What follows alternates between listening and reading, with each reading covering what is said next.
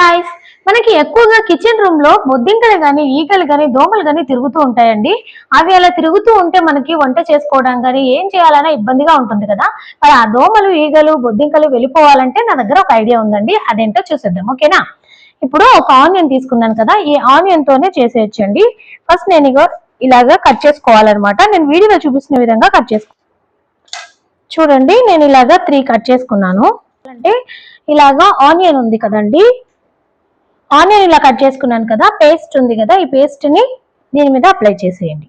ఇలాగా లవంగాలు ఉంటాయి కదండి, లవంగాలు కూడా ఒక 4-5 వాటి మీద పెట్టేయాలన్నమాట.